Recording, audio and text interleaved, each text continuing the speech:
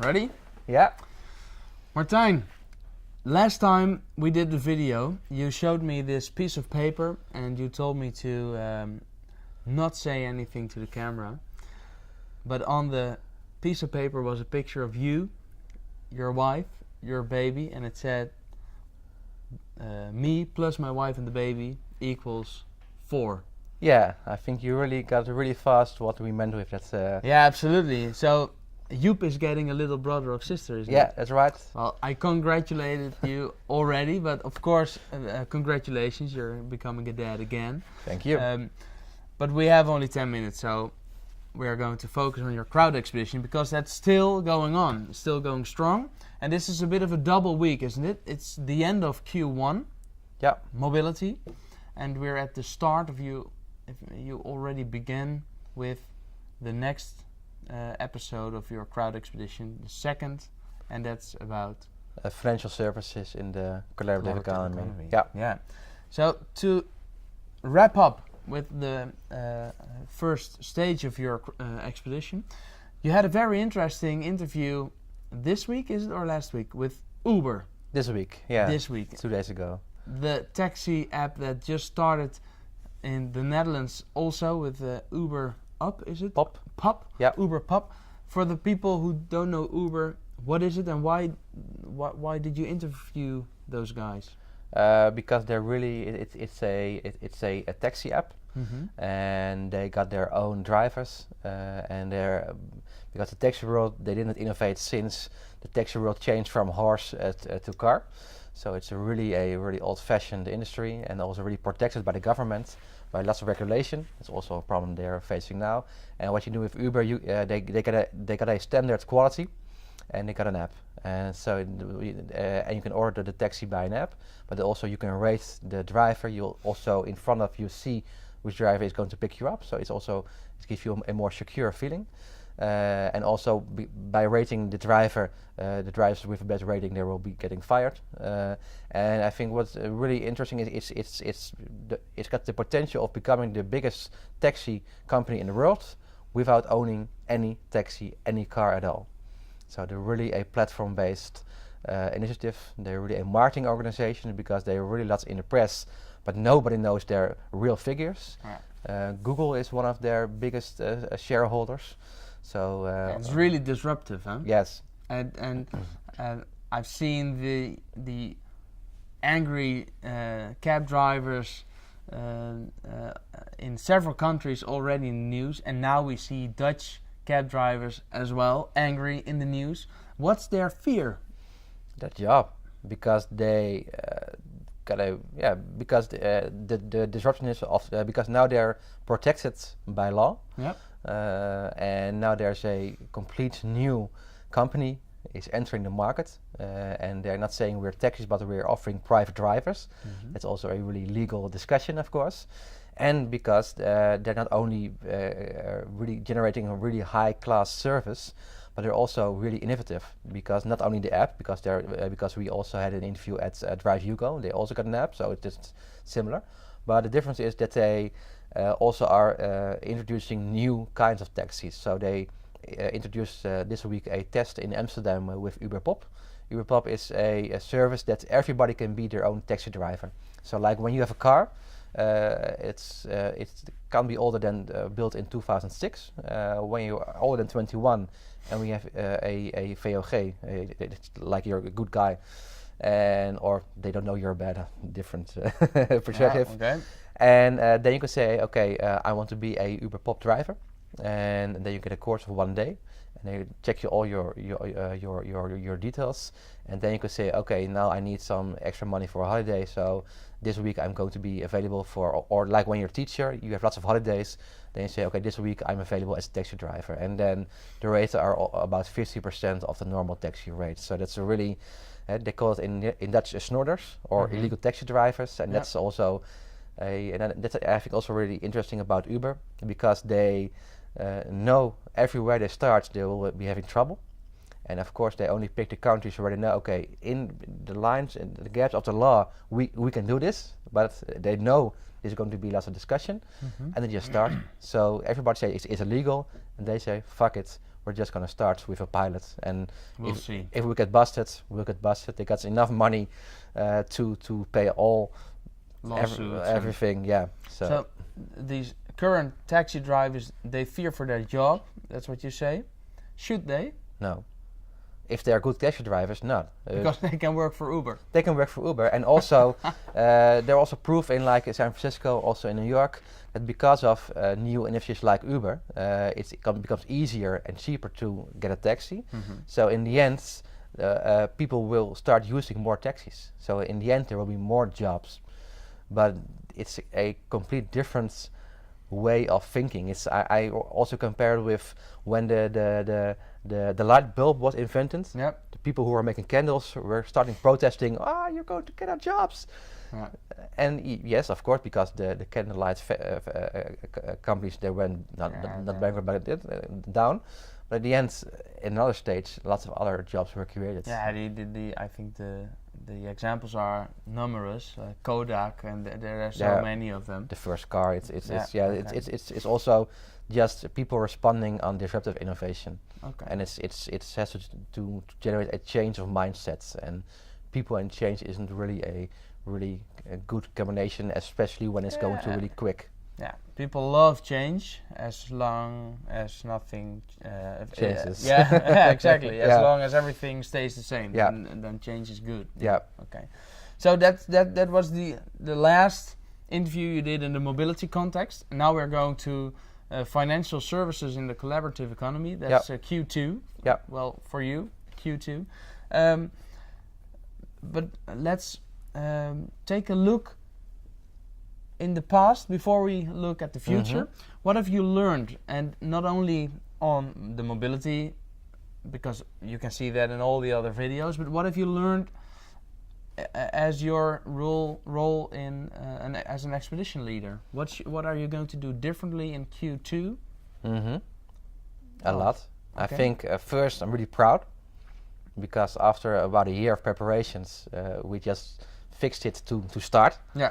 And you nailed it. It was a really close call, extremely close call, but in the end, we started. And also, after a year of preparations, you think lots of plans, and you also make a plan about how many resources you have, like money and people. In the end, we started with, I think, half of the resources I planned. So, and it was really also an expedition, because at the end we started with a 10-0 achterstand. You know. So at the first day of the expedition, we didn't have a camera, we didn't have a design, we had a website that was not under construction. It was complete under construction, but so we started with lots of work to do, and with this we started in a project with almost double the amount of interviews I planned. I planned to have double the amount of resources, so that was really interesting. Yeah. But I'm really proud of what we did. But it was really a practical expedition, because we're really working hard to get everything done. Okay. But now everything is done, so I'm really proud of that, and also on the team. So you're starting in Q2 with a better basis. Yes. Than you started in Q1. Yeah, because we were always about 2 or 3 weeks behind. Okay. The first, and now we're just. So what are you going to do differently than in Q2? In the first quarter, we produced lots of content, but we didn't really told one story. Okay. So we produced about 80 videos, 30 articles, so a lot of content, but they didn't come together in one story. This is something we're going to change. Okay. How? First, the language, because we say, okay, we're going to do everything in Dutch and in English. Okay. But in the end, with the resource we have, that's impossible. So Dutch will be our main language. Oh. And why are we still speaking? Because at the end we also really want to focus on an international audience. Okay. So the articles will be published in Dutch, and the main articles and also the events reports, they will be published in English also. Okay. So the English version of the site will be less crowded than the Dutch version. Yeah. But all the other content we make, like all the videos, we're going to make them in English. Okay. So that's a decision, and that also makes it really much easier to just write a blog really quickly about what happened. So that's what makes us able to share our story more intensive. Besides that, we also started the second quarter with making how to say it, creating structure. Okay. Because first we just made a list and said, okay, we're going to interview this. But now we really made a structure. You can also see it at the website crowdacquisition.com, and it's a mind map, and it tells all the sub teams like which financial services about crowdfunding, peer-to-peer money lending, alternative currency, cryptocurrency. So it gives us lots of more, not only for a sales structure, but also it's much easier to share the story to people you meet by just showing them the mind map. So that gives us lots of more structure, and that's good because it's also something that people can share. So like Jeremiah Oyeng, he got about 152,000 followers on Twitter. He tweeted this mind map by saying, hey, this is cool, really interesting, check this mind map. So it's much more shareable. Okay. We also now, every time we think about something new, we will change it also on the websites in the mind map. We also now use story maps. It's a really cool tool where you can really share a story with a map, so like with a Google map, and then you can, just like a book, click to the next chapter, and then you see where the next episode of the expedition goes really to. Cool. It's really cool, nice and for free. So that's and also we found a chief structure. Her name is Rosanne, and Rosanne, I met her at a meeting with ShareNL. Sorry. And she really gets happy of creating structure, and something we didn't have didn't have as much as we wanted in the first quarter was structure. So she's going to help us with planning all the appointments, with keep an eye on the deadlines, so that also will help us a lot for the next quarter. And also, of course, we made the idea with the first quarter of making a book of every team, so we're going to do that. But also we're now busy or also talking with some different corporates about organizing a final event where all the experts we've interviewed will come together at a physical event to think about the next steps, in this case of the financial service in the collaborative economy. Okay, cool. Looking forward to it. How are you in the funding? Is there still money to continue the expedition? Yeah. Are there new partners or? There are no new partners right at the moment, but because of the idea first was at the expedition, okay, we're going to raise enough money to finance the whole expedition for 2 years or 2.5 years. Yeah. But at the end we didn't make that, so we said, okay, we're just going to start, and then we can prove what we can do. And that's all something where we did. And now with the basic of the first quarter, I'm talking to lots of big companies who really want to become a partner. So I'm really confident about that will happen. So there's a lot going on behind the scenes. Yes, okay, definitely. Cool. Is there an interview in this quarter that you are looking forward to the most? Not they all are of course interesting, but is there one interview already planned that you're really looking forward to? I'm really trying to plan one interview with Kickstarter. Okay. Because they are the most famous crowdfunding platform in the world. Yeah. They're not the biggest, but they're the most famous. So who is the biggest actually? I don't know. I have to. We'll find it in the next 4 months. Okay. But what we want to do, because they're based in New York, so I'm now having contact with them about a request of having an interview with one of the founders. It's really extremely hard to get. So they said no now for 3 times. So I ask again, of course. Yeah, of course, keep asking. Because what I want to do, because it's quite expensive to fly to New York with at least 2 people for one interview. It's of course we can afford, but it's crazy to do. But I like crazy things. So what we're doing now is, and it's also the story I'm sharing with Kickstarter.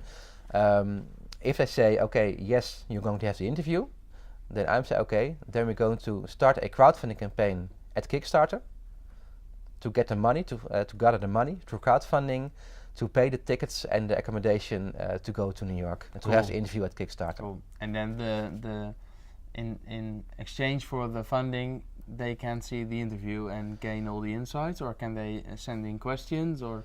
Lots of different, because we're going to offer different rewards, like Really cool. a special WhatsApp group where you can get access to, and then you can really follow the expedition real time, and also maybe watch the interview through a live stream with an exclusive link, questions to the founder, but also maybe a presentation, keynote presentation of our adventure at your event. So there are lots of different kind of rewards. What do you think you need at this moment or in this stage to get access to Kickstarter and to get the interview in New York?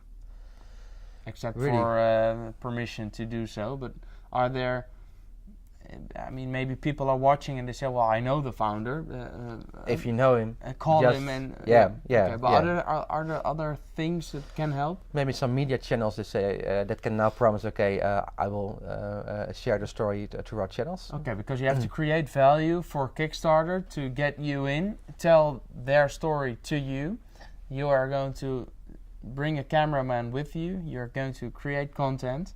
And if you now have already some media channels who say, that's interesting, we are going to publish or broadcast the content that you've created in your interview at Kickstarter. Yeah.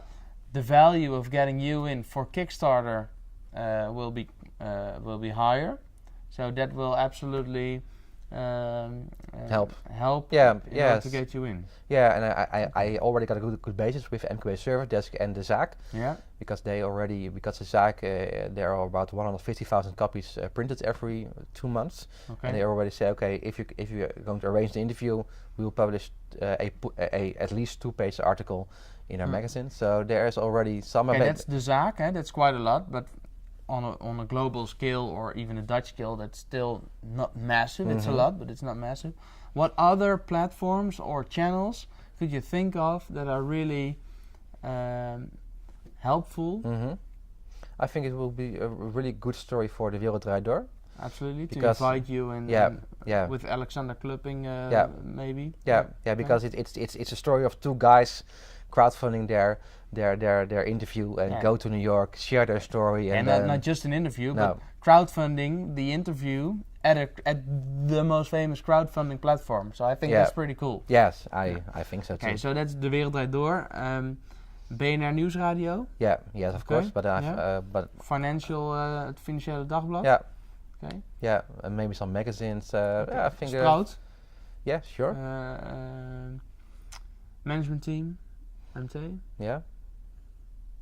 Cool. Because I think, and that's a discussion I have with the guys from Kickstarter, because we are already having emailing the conversation. I called them last Friday, because I think Kickstarter now opened their platform for the Netherlands, but the only thing they did is, okay, you can now start your own project. But when you look at the project their launch now, they're not really successful. So I think they need to take the next step into the Netherlands, and I think that's an interview and also the story we're offering there now really can help them to make the next step.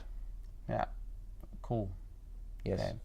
Let's. Okay, I'm going to maybe I have some ideas. Maybe I can help as well. Any other things? Because Kelly is of course not here, so we are incredibly over time already. It's about 19 minutes almost. Yeah. So anything Sorry. you want to? Yeah, sorry. So thank you for still being with us at this moment. Are you here? I hope so. Is there anything you want to share now for the next week? We're going to have 3 interviews. One with Geld voor elkaar. It's a peer-to-peer lending platform with Symbit. It's money for each other in English. Yeah. It's Symbit. It's an equity-based crowdfunding platform. Symbit. You used Symbit to do your first crowdfunding. Yeah, okay. That's right. Next week I want to hear everything. And then we're going to do really the last interview of the mobility with Barco. It's a boat share platform.